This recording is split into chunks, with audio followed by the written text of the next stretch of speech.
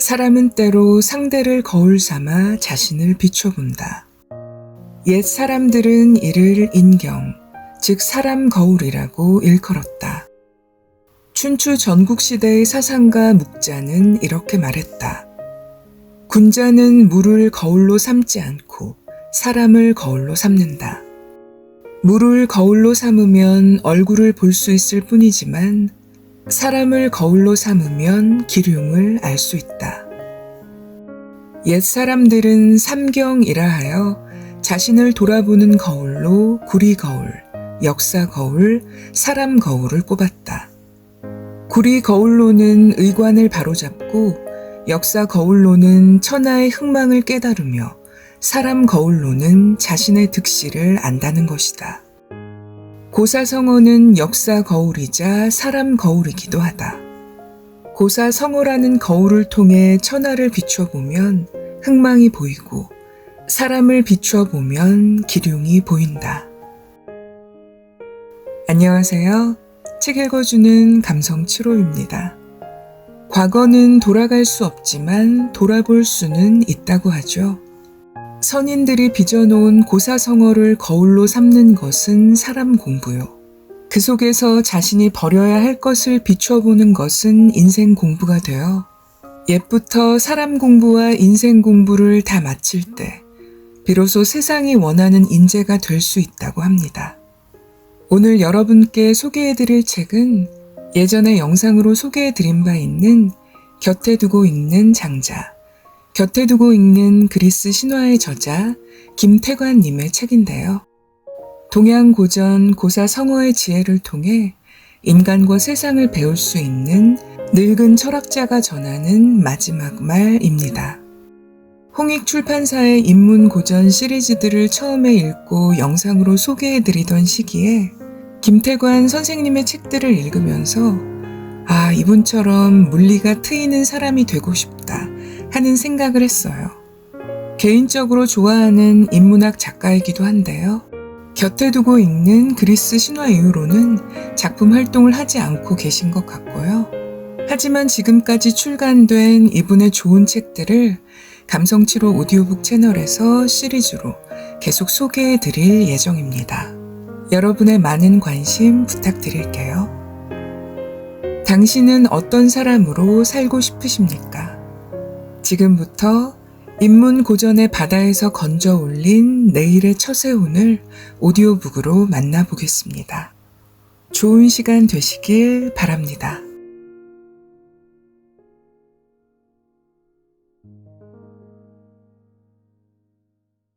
두려움이 없으면 문제도 없다. 전한의 장수 이광이 사냥을 나갔다가 숲속에서 호랑이와 정면으로 마주치고 말았다. 이에 이광이 전력을 다해 화살을 쏴 명중시켰는데 이상하게도 호랑이가 꼼짝도 하지 않았다. 가까이 가보니 그것은 호랑이가 아니라 큼지막한 바위였다. 그런데도 화살은 바위 깊숙이 박혀 있었다. 이광이 다시 바위를 향해 화살을 쐈지만 이번에는 힘없이 튕겨져 나왔다. 앞서의 화살은 온 힘을 다해 필사적으로 쏜 것이지만 나중의 화살들은 그렇지 못한지라 바위를 뚫을 수 없었던 것이다. 여기서 비롯된 말이 사석위호로 정신을 집중하여 온 힘을 다하면 어떤 일이든 이룰 수 있다는 뜻으로 쓰인다. 호랑이가 가장 무서워하는 것은 무엇일까? 호랑이는 자기를 무서워하지 않는 자를 가장 무서워한다고 한다. 이는 말장난이 아니라 북송 때의 저명한 시인 소동파가 점잖게 이른 말이다. 호랑이가 많은 지역에 사는 한 여자가 대낮에 물가에서 빨래를 하며 두 아이를 옆에 모래밭에서 놀게 놔뒀다. 그때 갑자기 호랑이 한 마리가 산 위에서 달려 내려왔다. 부인은 다급하게 물속으로 몸을 피했으나 두 아이는 아무것도 모른 채 모래 위에서 놀고 있었다. 그런데 당황한 것은 사람이 아니라 호랑이였다. 호랑이는 자기를 무시하고 태연히 장난질하는 아이들을 보자 기가 막히는지 한참을 우두커니 서서 바라보았다. 그러다가 으르렁거리며 머리로 땅을 받아가며 위협해 보았으나 멋모르는 아이들은 전혀 겁먹지 않고 마치 소가 닭을 보듯이 했다. 호랑이는 기분이 상해서 씩씩거리다가 아이들이 아무 반응이 없자 마침내 그냥 산으로 돌아가고 말았다고 한다. 소동파는 호랑이가 아이들을 해치지 않은 이유를 이렇게 추측하고 있다. 아마도 호랑이는 사람을 잡아먹을 때 먼저 위험을 보여 반드시 그 사람을 두려워 떨게 만드는 모양이다. 호랑이를 두려워하지 않는 사람에게는 위험을 부릴 수 없으니 잡아먹지 못하는 것 같다. 어떤 호랑이는 술 취한 사람은 바로 공격하지 않고 옆에 앉아 술 깨기를 지켜보고 있다가 잡아먹는다고 한다. 이것도 술 깨기를 기다리는 게 아니라 그 사람이 두려워하기를 기다리는 것이다. 그러면서 소동파는 이런 이야기를 덧붙였다.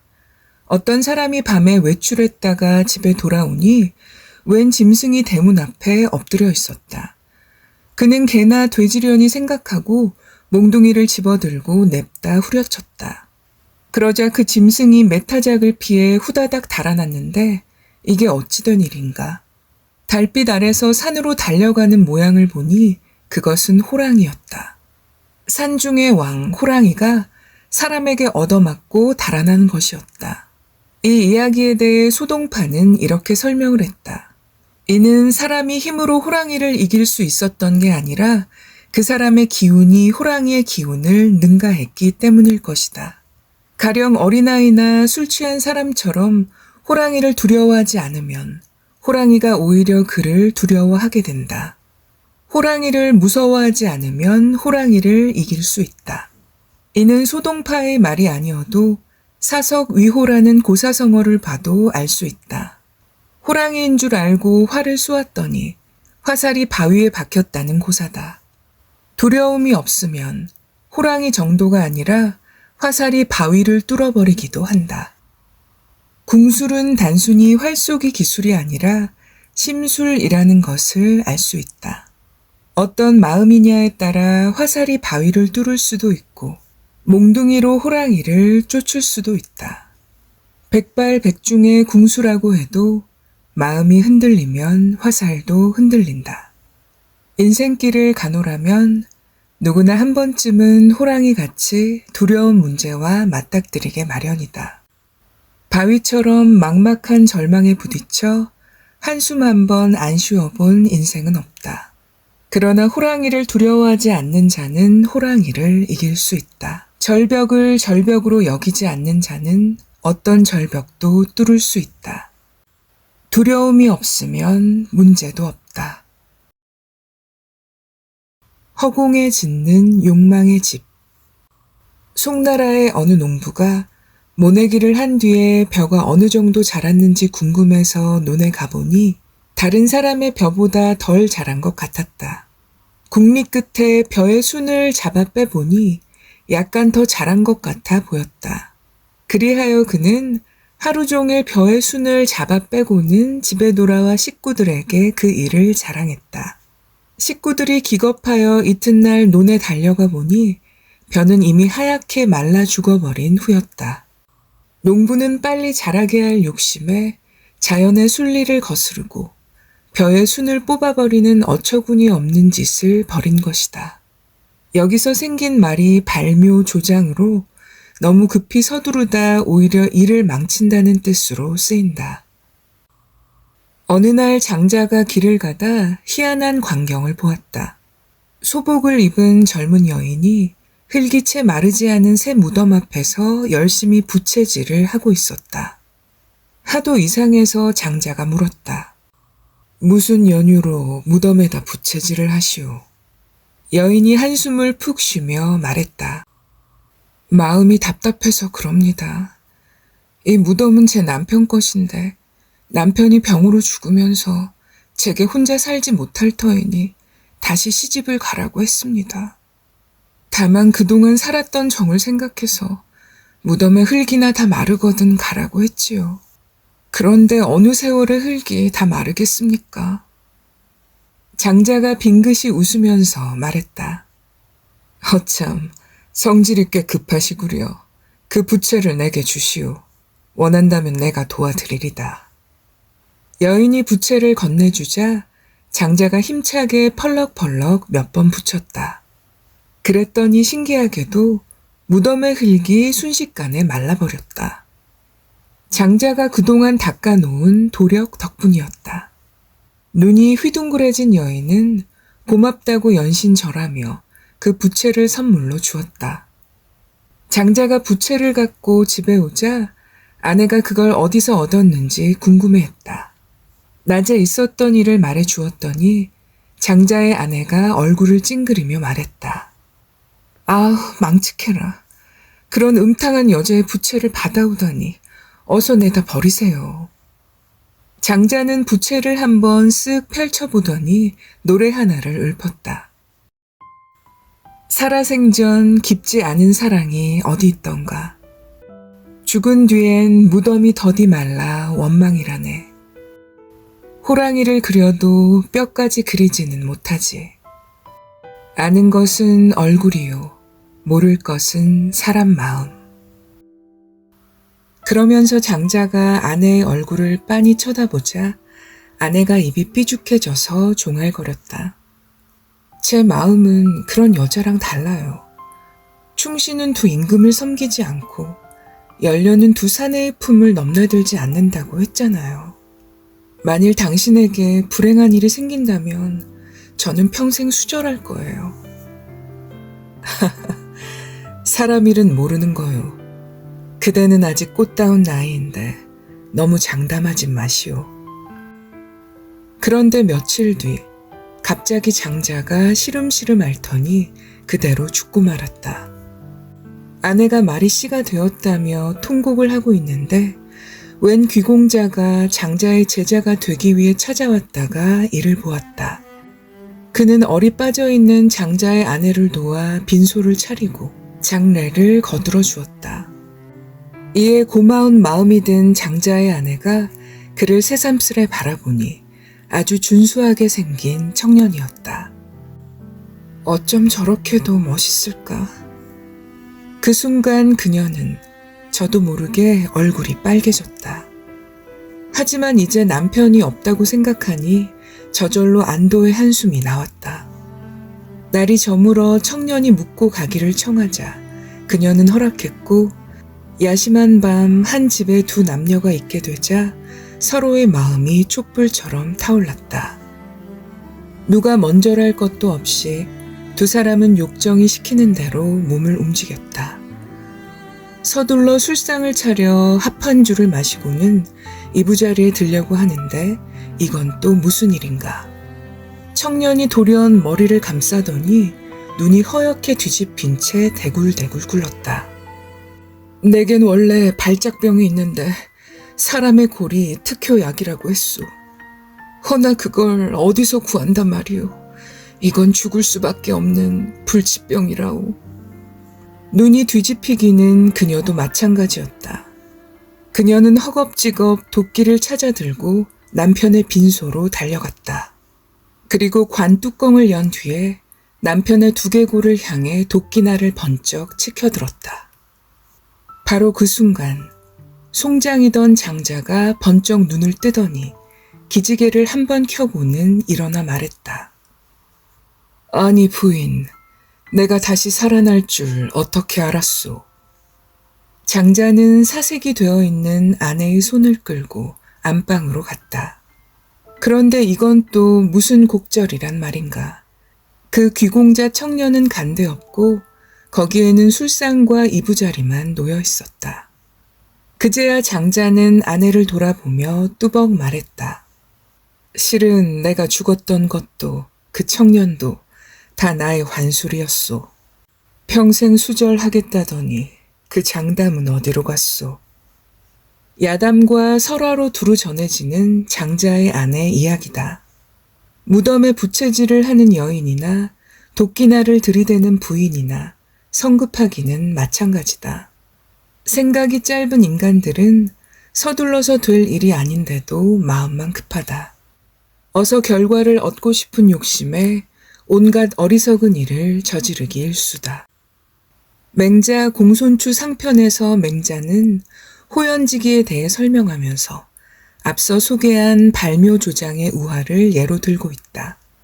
맹자는 호연지기를 기르는 것은 이처럼 결과에 집착해서 억지로 한다고 얻어지는 게 아니라고 말한다.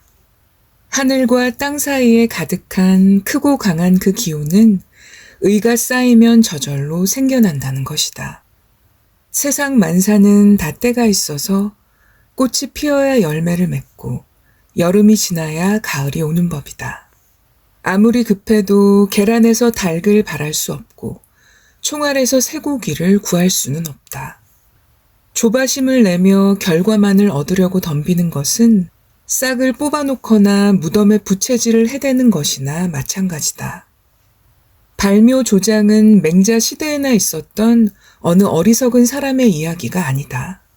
우리 주위를 둘러보면 이처럼 서두르다 오히려 일을 망치는 사람들을 쉽게 찾아볼 수 있다. 성급한 마음으로 허공에 욕망의 집을 짓는 일은 우리 주위에서 숱하게 벌어진다. 무너진 성수대교가 그랬고 삼풍백화점이 또 그랬다. 허공에다 지은 것들은 마치 발묘조장으로 뿌리가 뽑혀버린 싹과도 같아서 언젠가는 반드시 말라 죽거나 허망하게 무너져 내리게 되어 있다. 우리들의 삶에서도 발묘조장의 어리석음은 흔하게 발생하고 있다. 이를 일깨워주는 나비의 누에고치 이야기는 다들 한 번쯤 들어봤을 것이다. 어떤 사람이 나비가 막 고치를 벗고서 밖으로 나오려고 하는 걸 보았다. 신기해서 들여다봤는데 오랜 시간 몸부림을 쳤음에도 나비가 기어 나오지 못했다. 나비는 작은 구멍 속에서 파닥거리며 끝없이 사투를 벌이고 있었다. 그 모습이 너무 애처로워 그가 가위로 구멍을 크게 내주었고 그 덕분에 나비는 마침내 고치를 빠져나올 수 있었다. 그런데 이게 어찌된 일인가. 고치에서 나온 나비는 날아오르지를 못하고 비실거리더니 이내 바닥에 떨어져 죽고 말았다. 나비가 고치를 벗고 나올 때 죽을 힘을 다해 몸부림을 쳐야 날개 근육이 생겨난다는 걸 그 사람은 미처 몰랐다. 성급한 마음에서 도와준다는 게 오히려 일을 망쳐버리고 만 것이다. 이것이 우리들의 삶에서 벌어지는 어처구니 없는 광경들이다. 무덤에 부채질하고 있는 것이 어찌 남의 이야기이겠는가. 오늘을 사는 우리들 역시 허공에다 욕망의 집을 짓고 있는 건 아닌지. 언젠가 깨어보면 한바탕 꿈에 지나지 않는 허망한 집을 말이다. 당신은 귤인가 탱자인가? 제나라의 안영은 안자라 불리는 현인으로 관중과 함께 고대 중국 최고의 명재상으로 꼽힌다.